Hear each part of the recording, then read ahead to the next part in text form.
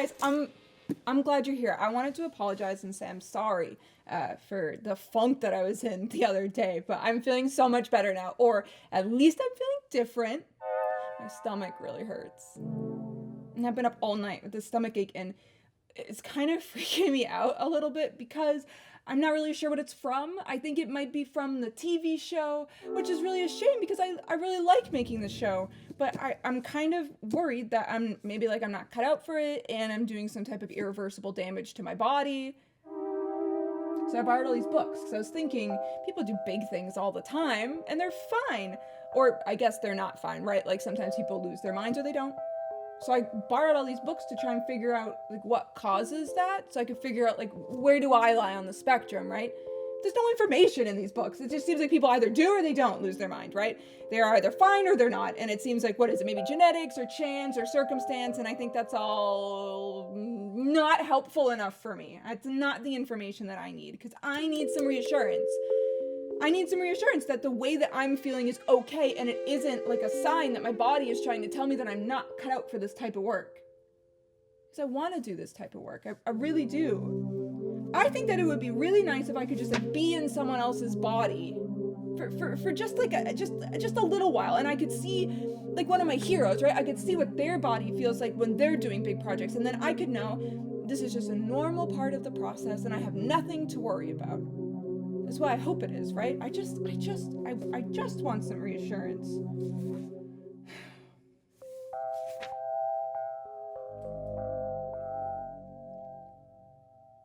Typical. Great. That's just great. You know what? That's fine. I needed to get out of the house anyways.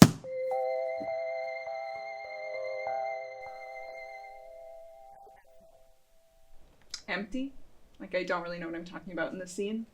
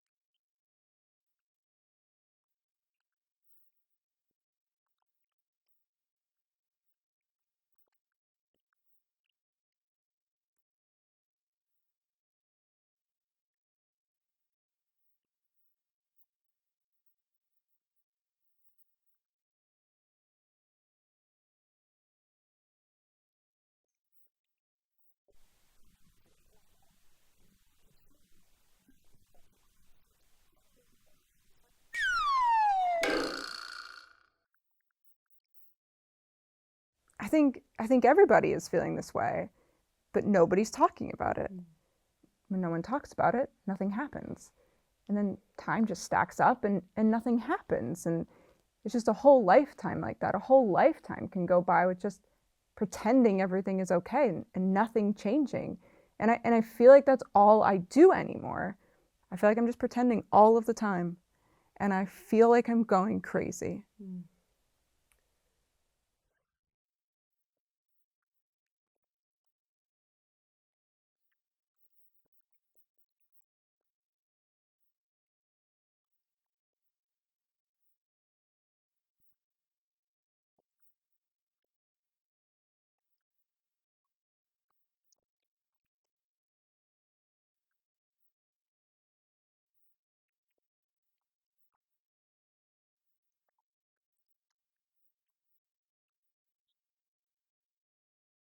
Maybe making this show is a mistake. Maybe it's just exacerbating my anxiety. Maybe I'm using the whole thing as a big distraction.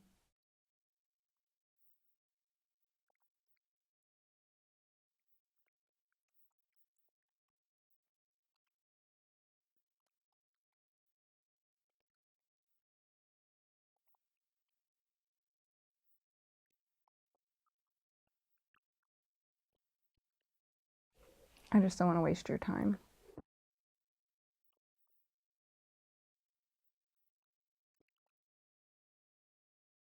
Can I show you the monologue again?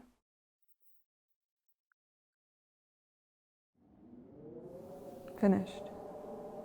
It's finished. Nearly finished. It must be nearly finished. Grain upon grain, one by one. And one day, suddenly, there's a heap. A little heap. The impossible heap. I can't be punished anymore. I'll go now to my kitchen, 10 feet by 10 feet by 10 feet, and wait for him to whistle me. Nice dimensions, nice proportions. I'll lean on the table and look at the wall and wait for him to whistle me.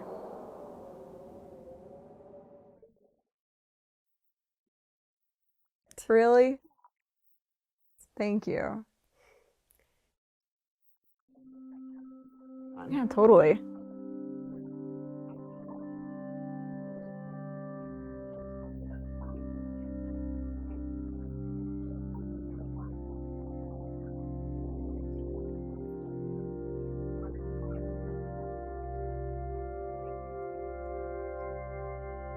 Neat. Wow.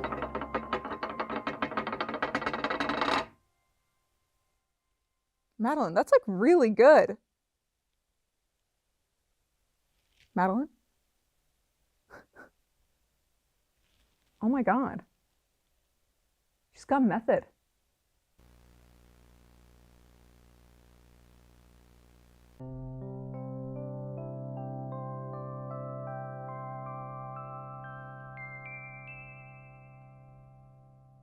Oh, hi. Welcome back to the show. This is How Nice, where we talk about how nice plants are. We have an interesting development for our little sapling of a show. See what I did there? The higher ups, they think the show's not educational enough. They want hot facts and scientific sources and other jargon. Personally, I don't really know what they're on about, but we wouldn't want to get the show canceled now, would we?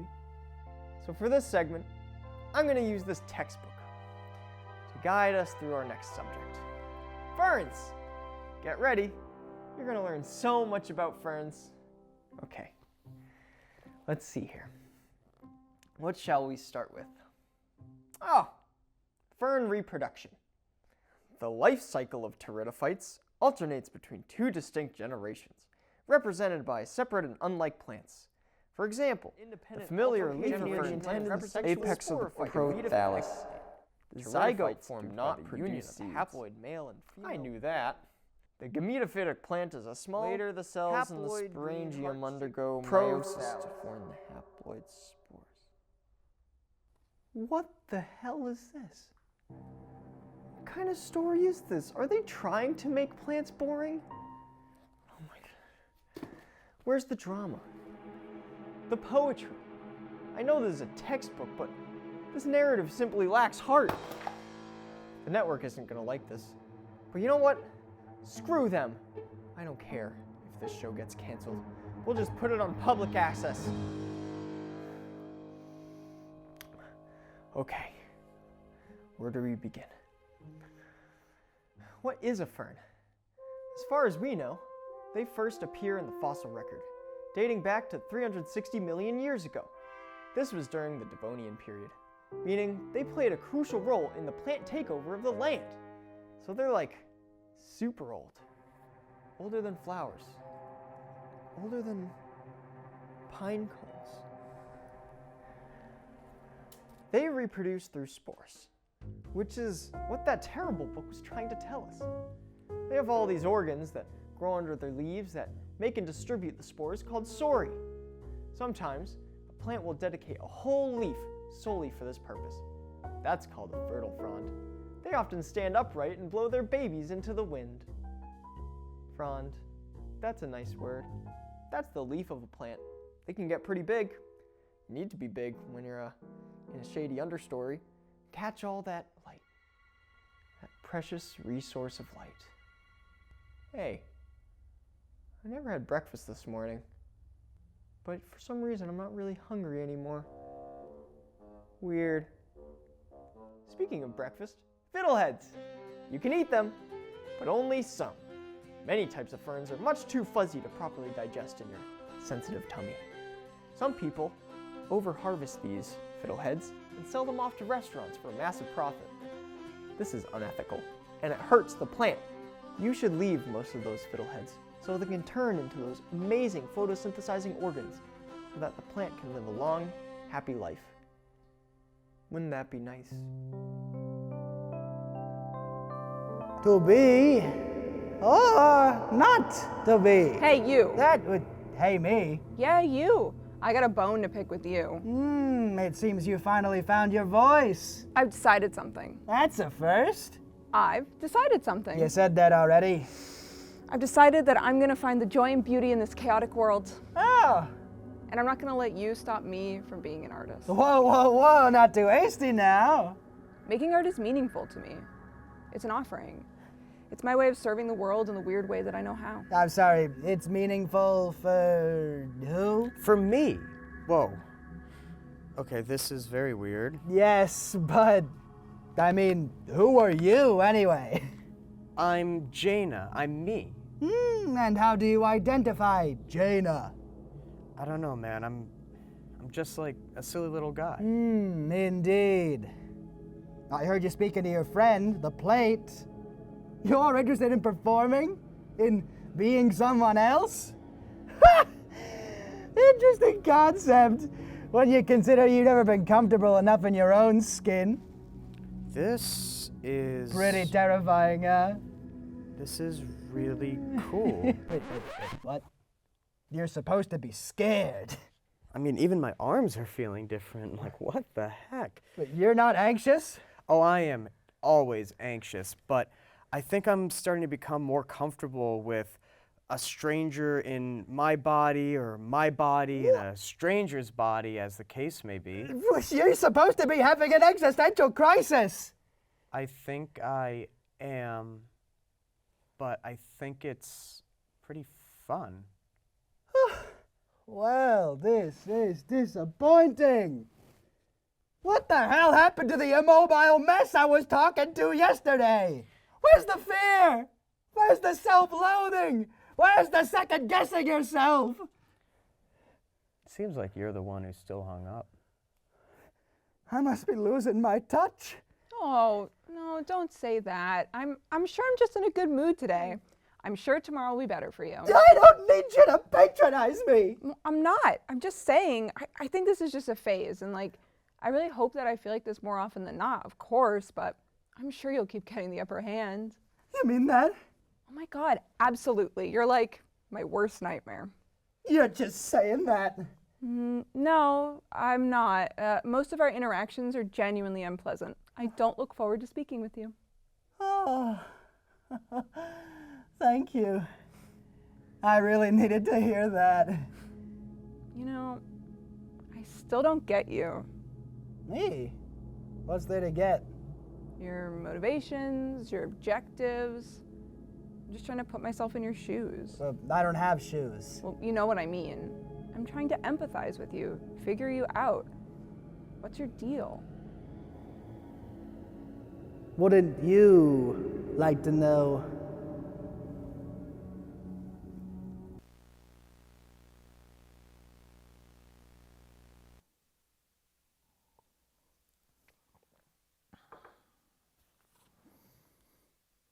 Oh, hey there. Sorry, I was thinking about something. I got a wild story for you.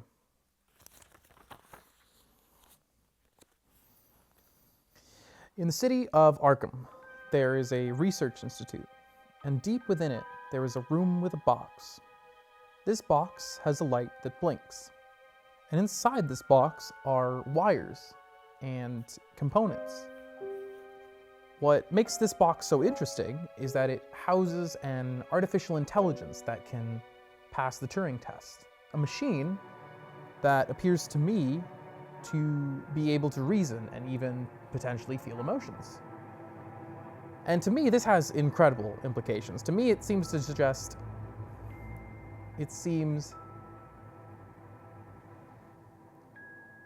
I'm sorry, I'm distracted. I've been thinking, and I've been experiencing this inner conflict recently. These stories I've been sharing with you, I'm not entirely sure if I should be. I've been questioning why I've been collecting them. Why do I want to tell them to you? I think originally I wanted to become a storyteller because I liked stories, right? People who like reading have dreams of becoming authors. Lovers of art want to become artists. But at some point that changed. At some point I realized that I'm not telling you stories for the sake of telling stories, I'm marketing. And my products are the stories I've collected. Have I altered them to suit my needs? I do want to challenge people and provoke, but I don't want to make anyone do anything. I don't want to... Milo asked me not to inquire about how the world ends, and I didn't. But I'm over here telling you that the world ends. Doesn't this impel you to ask and perhaps seek out the answer yourself? Is this in violation of his express wishes? And the siren. I asked for consent to tell her story, but she said I'd rather not. In preparing the segment, I told myself that that was an ambiguous response and could be interpreted in different ways. I told myself that if I changed her name, then it would be a different circumstance. And even the story of Daphne, a classic myth known by many. And in my telling, I revised details because the injustices done unto her were far more excessive than I was willing to recount. Did I play a role in sanitizing this story? Making it more palatable to more sensitive viewers? Omitting details that may be important or necessary? At times, I've considered myself an author, a historical interpreter, an archivist, even an unconventional journalist. But I think I've become more of a collector, collecting novelties, reducing people to narratives, little trophies.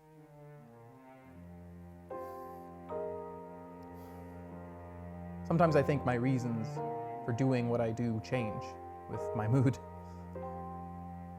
Sometimes it is self-indulgent. Sometimes it's a creative exercise. Other times I'm processing my own reality. Other reasons are constant. I told others, this is what I'm doing, so I should do it. And I want to make a living doing it. And I crave to be understood by others. And I don't always understand myself. Why do I want to tell stories? Does it matter? Whatever I tell you, altruism, tradition, economics, self-delusion, whatever I tell you, it'll just be a story in and of itself.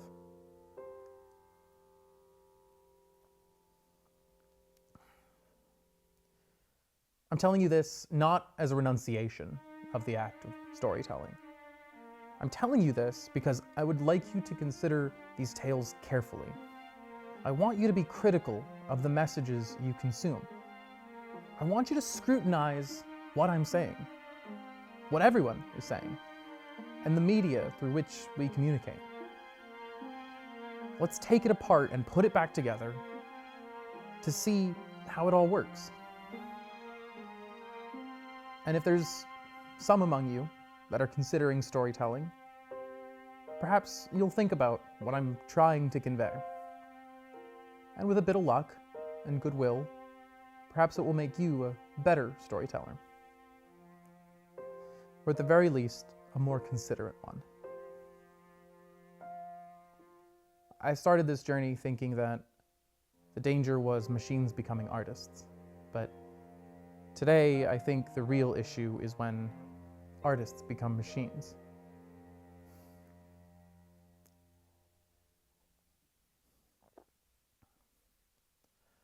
This might not have been the story you wanted to hear tonight.